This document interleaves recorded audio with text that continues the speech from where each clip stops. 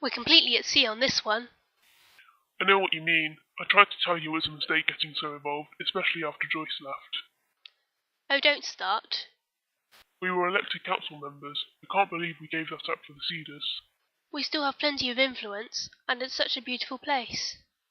I know it's a beautiful place, and a good service, but we should have realised there would be problems with money. You know what I blame? Competition. You knew a new care home would come along eventually. With Joyce in charge, we had nothing to worry about. We should have been looking at one of the success stories in social care here, a local service that makes lives better for people in this area. Oh yes, it should have been. Probably managed this should have been a success. Probably staffed it should have made a difference. As it is, we have David. You can't put all the blame on him.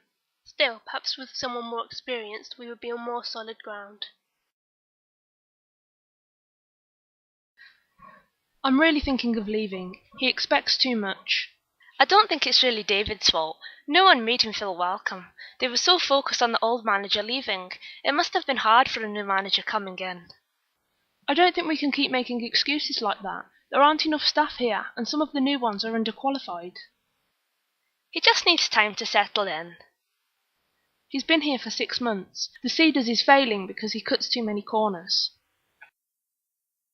But we are just a small facility, and with the assistant manager on long-term sick leave, it's not surprising things are difficult.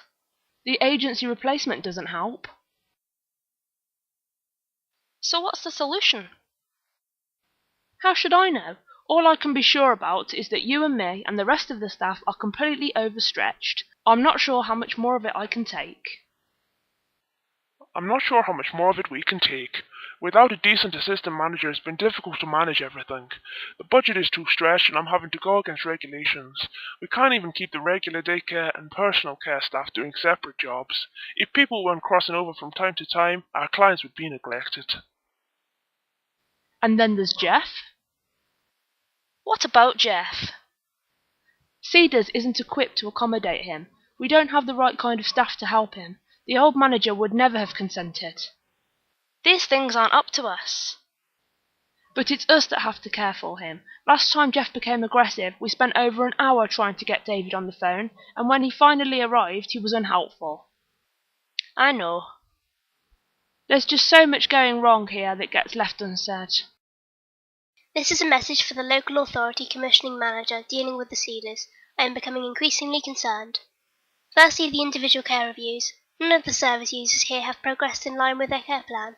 Some have even slipped back from the progress previously made. This is especially true of residents whose care packages were designed to enhance their social integration and social participation, as well as their skills in managing anger effectively. A further cause for alarm is that there appear to have been some untoward incidents that have not been recorded in the incident logs. Of course, I have no proof that these events were sufficiently serious to warrant being recorded, but in my view, staff management seems to have worsened the situation. I have been unable to resolve the issue to my satisfaction, and efforts to do so have been met with a defensive attitude from staff and management. The staff here seems stretched, and this has been highlighted by a couple of notable absences after a series of recent interagency staff development events. The Cedars has the potential to be an excellent facility, but at the moment I have some serious concerns about the professionalism and accountability being shown here. So what do we do? Wait for the commissioner, I suppose. The annual review is in 2 weeks. I wonder what the decision will be. Well, we'll have to wait and see.